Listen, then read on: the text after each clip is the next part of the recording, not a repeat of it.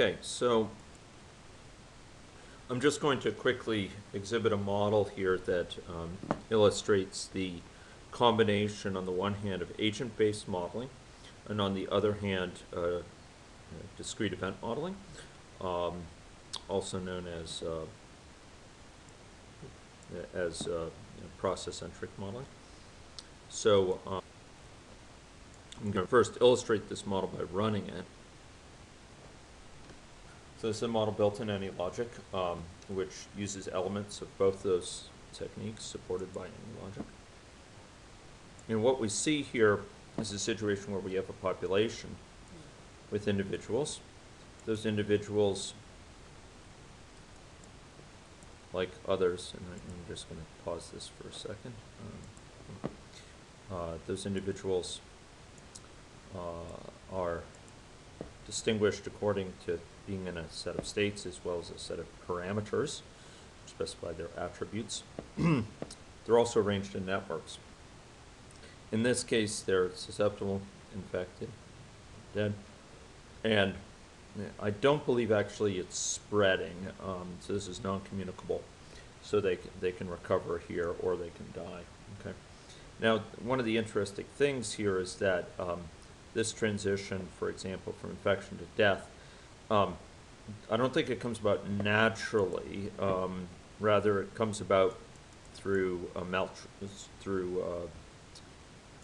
some sort of adverse event in the hospital. So, in other words, if there a treatment failure associated with the individual.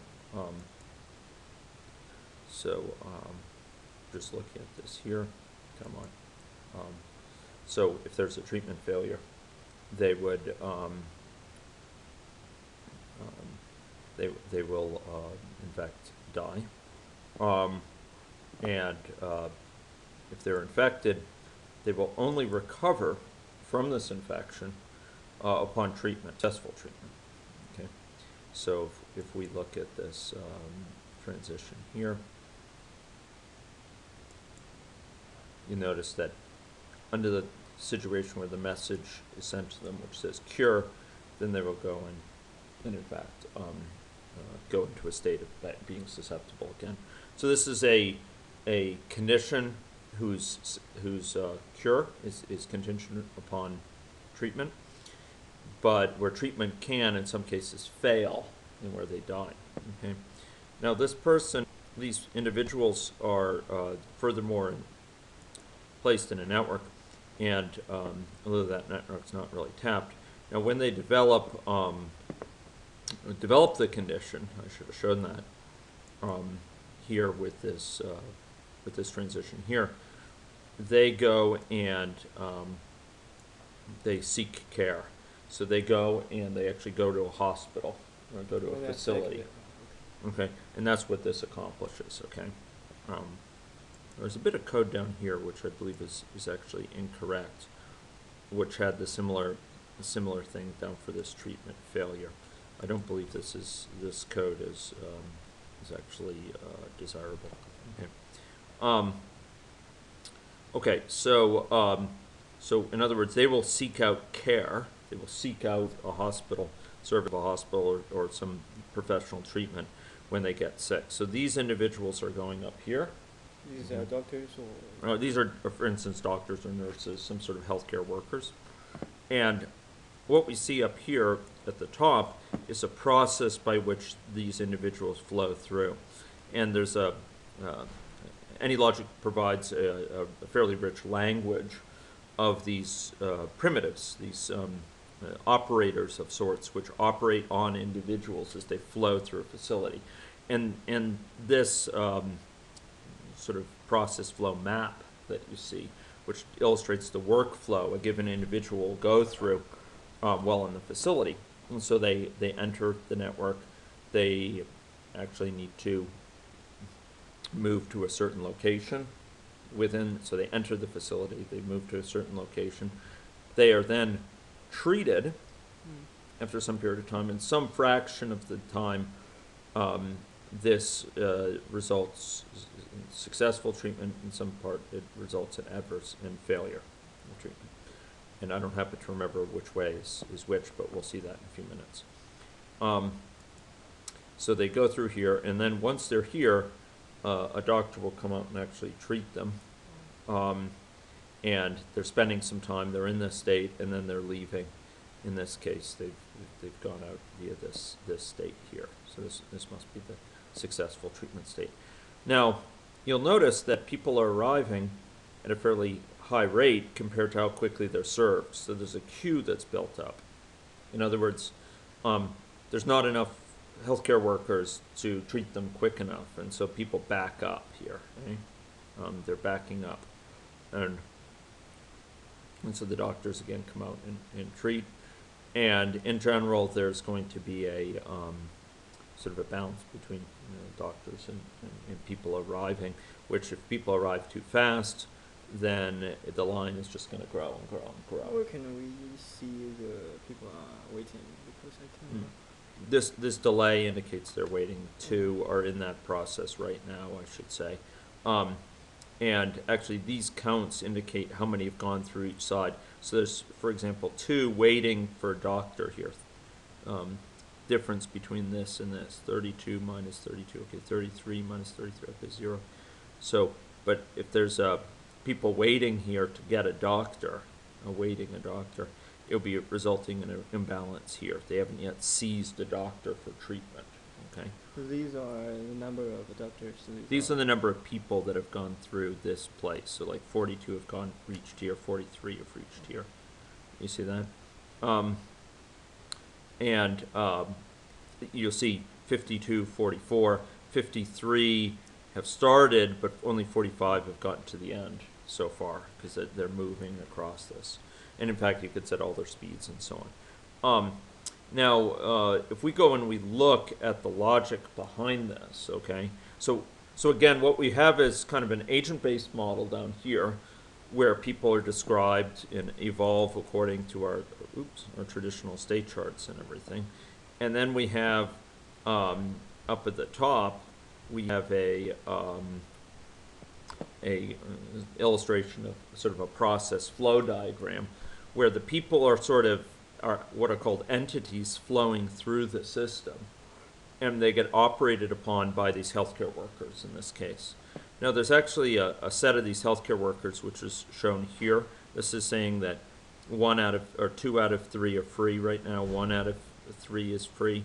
So there's a pool of these healthcare workers, capacity of 3, idle 0, 0 are idle right now, 3 are busy, okay? And this shows some utilization, what fraction of the time the doctors are in servicing patients, okay? This resource utilization. So this means about 80% of the time the doctors are busy servicing a patient, okay?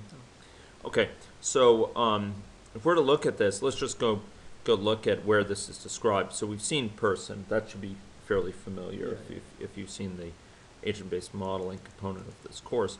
If we go to main here, what you'll see is in fact the depiction of this process flow, okay?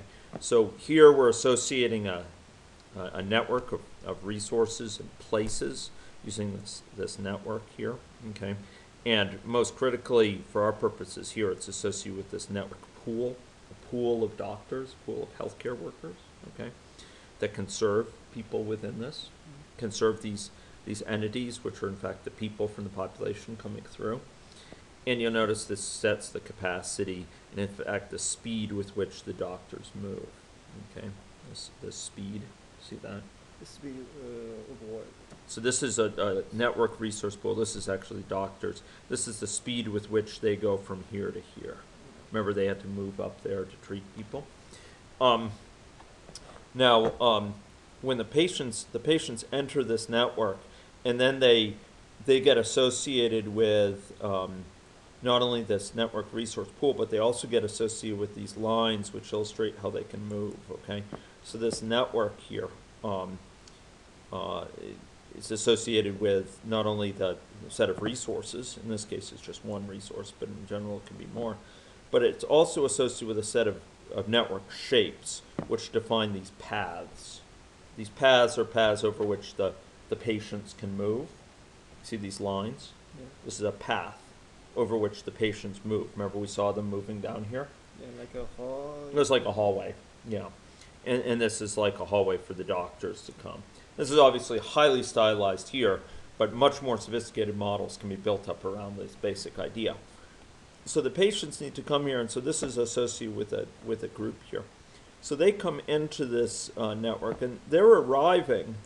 You notice that they're arriving here, having been manually so-called injected into this network, and specifically when an agent comes in, when it's notified that there's an agent to be injected, it goes and it gets the agent from a queue, okay, of people waiting to be treated, and it creates what's called an entity from that, okay. The entity is what flows actually down there. That's what we saw flowing down. It's called an entity. Now, each entity is associated here with an agent from the population, this person agent, okay? So it's the persons that are waiting in the queue. I just want to highlight a little bit of the logic of how these two come together, okay? There's going to be some quite articulated logic of how they flow down here, but I want to highlight how the agents, on the one hand, come into this system. So in the lower part of the Yeah. system is called agent, but in this Yeah. this part is called entity. Well, yes. So let's run this again, and I'll just comment. That's correct. So these are two different sorts of modeling that are supported by any logic. These up here are called entities. Now, each of them is associated with one of these agents, okay?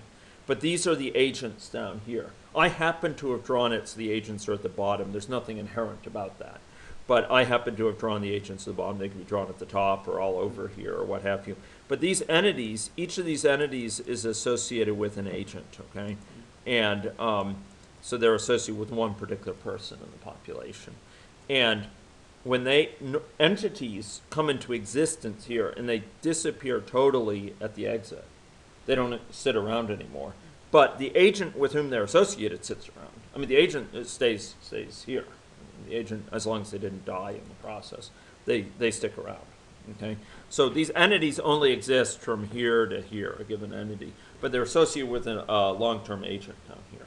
So if an entity appears here, Yeah. it will disappear in this. No. It's just associated with. It just refers. It has a reference to one of these guys. So these guys stay fine. So this guy here, for example, might be this one, and this one here might be this one over. But this would be associated with entity. It can be still infectious. Oh yeah, yeah. And in fact, what happens, Shin, he could still be infectious, infected here, rather than infectious. But what happens is you'll notice that here there's this processing delay, so that's associated with sort of treating the agent. And what happens here is there's this branch point. And I described this earlier, but the branch point basically is associated with whether treatment is successful or not, okay? So see the select output? This is one of these operators supported by any logic. And you notice it has a probability 0.05 of being true. And if it is true, there's a treatment failure. This should really, be like, select whether treatment failure or something like that.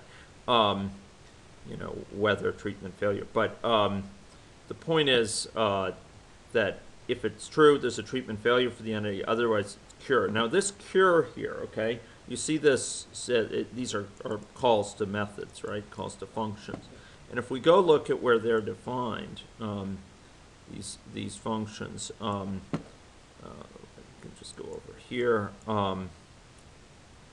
We could see there's a function. Here's cure entity. So the cure entity function, maybe used to send the messages. Yeah, it just sends a message to the person associated with this entity. It gets the associated person, it gets a reference to that person, and then it sends that person a message that says, you're cured. And then back on the person side, well, we saw that earlier. Back on the person side, there's this person is cured by receiving that message, right? So so this person received, if this gets this message, they'll go back, okay? And if it's a treatment failure, then if it's a treatment failure for the entity, it delivers a message treatment failure, which actually leads to death in this case, right? So that sort of shows this linkage to the person. Now, the entity only, as I said, the entity is only going to last until it reaches here, the end, and then the entity disappears. Now, the person associated with that was associated with the entity is still around, typically, unless they died, unless they disappeared because they died, right? But in this case, if they came down here, they'd still be around, and so this shows sort of how an agent on the one hand in the population can come in. What I haven't shown you yet is the other side of it. I referred to it earlier, and I just want to emphasize where they come together, okay? How the two come together. It's this thing right here. Sorry, this one. So we glanced at this earlier, but basically when they get sick, they call on main inject agent entity. I said that put them into the hospital, put them into the system. How does that work? Well, to sort of complete our understanding, what happens is it puts them into a queue, okay? So it puts us in a loop to handle a certain type of exception, which can sometimes happen, but basically it puts them into a queue of people, okay? So it puts them into this queue called queue agents awaiting injection into network, okay? And then, to bring this a full circle there, at this source, it is going to, I should have shown one other thing there. So it first puts them in the queue, okay? And then what it does is it calls source.inject. See this, source.inject? Yeah. So that, and it says inject one of them, okay? This source is this thing right here. See how it says source? The queue. No, it's this thing called the source, okay? And the queue is something source refers to. It's used to transmit the information to source. We wish you could just tell source, hey, inject this person, but that's not an option in any logic. So we've called its inject method, source.inject. And so it wakes up and it says, oh, okay, I got to inject an entity. Where do I get this person from? I get it from the queue. It takes that person out of the queue, and it then creates a new agent, which is one of those black entities, that these black colored entities saw coming down this path. Does that make sense? Yeah, source and entity is just like another description of queue and agent, right? Well, okay, the source here is just the thing responsible for introducing people into this network. You can have the source run by many ways. It could have a rate associated with it, a certain rate of arrival, some sort of schedule or whatever. The point is, one way to do it is to tell it explicitly, hey, I've got someone waiting for you. And this queue is the way that it tells the source who's waiting for it. So in other words, this inject agent entity here, remember this was called by person, right? This inject, remember this is the one called by person. I'm just trying to trace back the logic here. So in person, when they got sick, and they would present for to the hospital for care, they, okay, here, okay, no, that's not the person, that's the person in the wrong model. Sorry, here's the person. So when they got sick, they called this inject into entity of themselves. They said, hey, inject me into this system, into the hospital. Just like if you're sick, you just Yeah. put you in a line outside the hospital. Sort of like I say, hey, I want to go to the hospital. And so this inject agent into entity method says, okay, you want to go to the hospital? Okay. So I'm going to put you in a queue waiting to go to the hospital. And then I'm going to tell the hospital that you're waiting you're to waiting be, outside. you're waiting outside. And so what happens is when we tell the hospital the source.inject, what we're actually telling is this thing here, source. And source says, oh, someone's waiting to come in. Okay.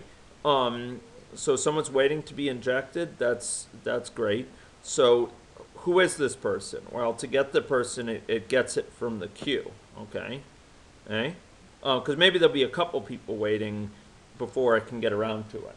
So it gets it from this queue. That's what this poll thing. It actually removes it from the queue and gets a reference to it and creates a new agent entity, because it's the entities which flow through this system. These entities flow through.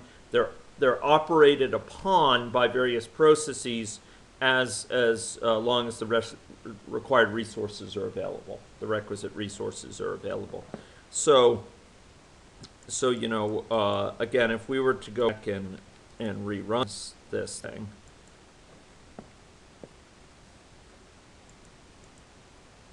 here what you see is one person who got ill. They call this inject agent entity. It put them in a queue, which is somewhere around here. Here it is, this queue here, which is now empty because it put them in there and immediately called source. Source said, oh, I've got someone. Okay, I'll get them from this queue and I'll create one of these guys, one of these entities. And these entities, this entity has gone through here. He went through here. He went through here. You can tell from the numbers. And right now, he's on a network move tool. He's waiting to come down here. And, you know, if we kept on playing it, now there's someone else falling, but he's still there, right? He hasn't reached there yet. He hasn't reached this point yet to get treated yet. He's getting close to there. He's getting close. Maybe it's a she. And then he's almost there, okay? There's several behind him, too, now. But watch this. If I do it just a little bit more. Okay, now he's ready to get treated. He's reached here. He sees now a doctor, a healthcare worker from here. You're going to have to learn this kind of little language. And I have a whole lecture, 2 lectures, I think, 1 or 2 on this kind of this little language. This sees means he takes, he gets associated with a resource, one of these guys here.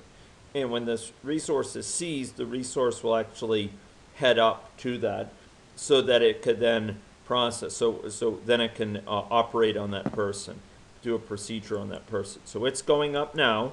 You notice there's still this delay because it's taking time to walk there. It's walking with that speed of 30 that we saw associated with this, right? This speed here, and it's going up. And okay, now it's just about there. Okay, there it is. Now the person's getting processed, and there's a delay. That doctor's working with them for a delay. It takes the doctor some time to operate upon that person. And meanwhile, other doctors have been summoned for other patients. So once the patient goes into this area, the doctor will be summoned to... Right. Once they actually reach this little junction. Yeah. And we could see where that's specified. So this person's being operated on. In just a minute, you could still see, okay, there they go. They went this way. So they had a successful treatment. And now they're going network move to, they're leaving here. Okay? And they're continuing their way out. And meanwhile, the doctors are treating other patients and so on. But you'll notice that that person who had been sick is now cured. And you'll notice when there's these things, some of these are going back to green, meaning they've been cured. Okay? Okay, now if we were to close this, let me just answer your question about, like, how does it know when the doctor gets seized or whatever, right? Okay, so if we do this network move to, again, you should look at my lecture on this, but network move to here, it moves the entity, okay? Well, it moves whatever entity is there. In this case, it's the person who's presenting for care. It moves it to rectangle 2, okay, to the specified node. And this node here is, in fact, rectangle 2. I mean, you can't see it because it's all together, but if it's in there. And in fact, if you were to look at presentation here and you were to look at group, and you were to look at rectangle 2, it's this one right there, okay? So that's why it's going to that rectangle, okay? It's just taking some time. How quick does that entity move? Why is it going at a certain speed rather than other speeds? Well, if we go back to source, what we'll find is that if we scroll down, first of all, it tells what shape to use for them and so on, right? See this? It tells what shape to use, right? And then if we look at, I believe it's in, see, it's in here, I think, network move to. No, I am, I think, wrong about that. I should know exactly where that is. Here it is, speed 20, when they enter the network. Their speed is specified there. You see that? So if we were to specify this to be double that speed, let's suppose speed 40, okay, just for illustration here. And now suppose we were to run it again, okay. So we're running this this speed with speed 40, twice the speed here. Now you'll notice that, okay, here you notice they're going quite a bit faster. See that? And similarly, the doctor's speed was specified. The doctor isn't going any faster here. The doctor's speed, I believe, is specified right here, because they're a resource. They're not an entity, they're a resource. They're needed to treat that entity. Resource. They're one of these resources from this pool. Their speed is specified here, and there's 3 of them. And entities are normally kind of interchangeable, and resources are too, but you can associate them with extra information, like an entity can be associated with an agent, or a resource can be associated, a resource pool could be associated with an agent. But these resources, there's 3 of them, and each of them moves with speed 30. But they are not associated with the agents. They are not. They cannot The get resources. saved. No, right now they can't. Oh, But you could associate different, it would actually have to be different resource pools. And I have a model which has something like that. But right now they're not subject, they're not associated with an agent. They're not subject to getting sick. So this thing here, this moves, remember this moved them to that rectangle? yeah. This network moved it to this rectangle too. Now once they reach that point, then they can seize that individual, that agent, excuse me, that entity that happens to be associated with the agent, seizes a doctor from network resource pool. It should really be called like doctor resource pool or something like that. And you notice it says there's a maximum capacity of 100 people waiting, okay? It turns out there's also, you can have people leave on timeout, like if they don't get treated within a certain amount of time, they could leave and that sort of thing, okay? Now here's a delay, so there's a delay here. So once they've seized the doctor, they may spend a while, I should have emphasized, they may spend a while looking for a doctor, because the doctor may be treating other people, Yeah. right? And so they may spend a while, so a lot of people might back up, in fact. Might back up. This queue capacity is like the capacity of this rectangle, not the. Correct. It's of this particular area. And in fact, you could tell it, just use the maximum queue capacity. If you don't want to say there's some maximum, if there's no realistic, maximum within realistic bounds, you could just say use maximum. What should the program do if the queue is full? If the queue is full, if it fills up, well, okay, you could enable this thing to do exit if they're waiting too long. Otherwise, it will just say queue is full, not handled. It'll tell you, and it will stop. So not calling people into the hospital. Sorry? If the queue is full, then they will not call the people in. Oh no, it's still allowing them in, and it will just say, okay, it's overflowed, stop.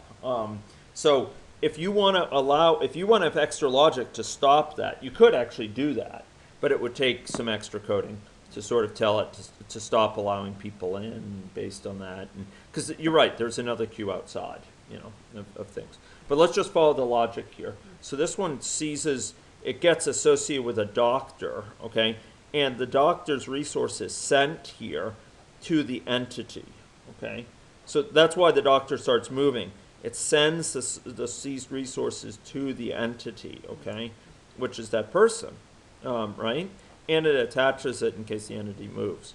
Okay, now here is a delay associated with treatment. So the doctor has to treat the person, right? And this is a triangular distribution. Okay, so it's a distribution over some range, and then after they're treated, well, we saw this earlier. They're either with 0.05 chance they're treatment failure, otherwise 95% chance treatment success. Now you could have this.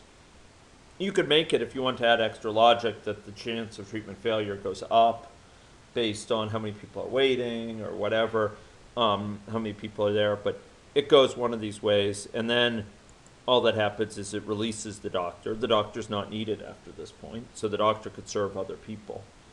And here, you notice it says return to home location. Okay? So if we wanted, we could in fact have the doctor stay where they are. And so here, the doctor wouldn't have to come. Like right now, when the doctor is done, they go back to their home location, then they come back again. But that's kind of wasteful, right? Yeah. So here, they go up, and now they could treat people more efficiently because they don't have to keep on going up and down and up and down. You see what I mean? Yeah.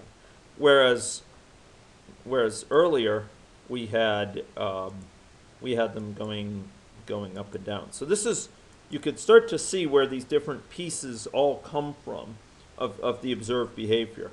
You know, what we had is this, right? And we could look at that. But here because the doctors had to go back to their home location, it took longer time. See, now they're going back. Even though there's people waiting, they're kind of going back for their cup of coffee or something. You see that? Which costs time, right? Yeah. Now, how much time it costs is a function of their speed and how long this path is and all those sort of things. Because you can draw out these paths, you know, as much as you want, as complicated as you want, what have you. I mean, quite complex anyway. So this network moved to, okay, this is just telling move the person to here, right? Yeah. Let's move them out. And then they get no longer associated with the system. They kind of leave the system and then leave that particular network. There could be multiple networks associated with one, like for different wards of a hospital, different areas. But here they sync, that then the person disappears. The entity disappears. It goes away. It leaves, right? And it's gone. But the agent is still around. It just had a reference to the agent. Yeah, you know, it's just a reference. So It's just a reference. if he get killed in this part, Yeah. but he's still outside, so he can get affected by other people at the same time. So Say this again? If what? yeah, he get killed at this time, right? If he got killed. Gets cured. Oh, Yeah, cured. cured. If he gets cured, Yeah. then he could, that's true, then he could get infected almost Yeah, immediately. it's synchronized. No, that's a good point. That's a good point. So you could actually, you would have to add logic, like if you wanted to, it's asynchronous, right? So like it goes on, this goes on at the same time that he's flowing through the system. So you're sending messages back and forth, but other persons could be interacting over the network with this one or what have you.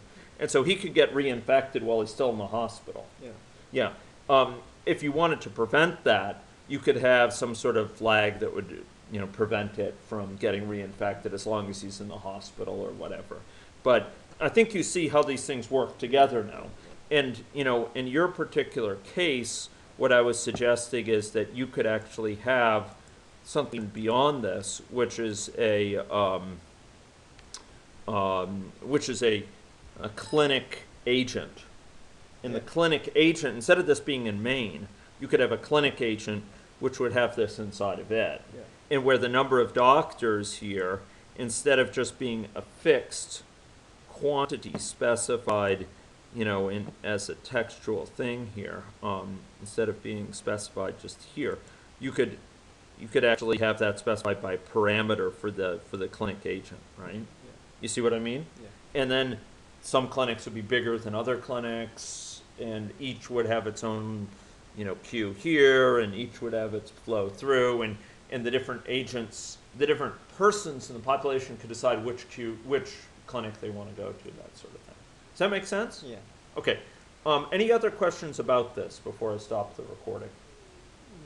I think I've already got it. Okay.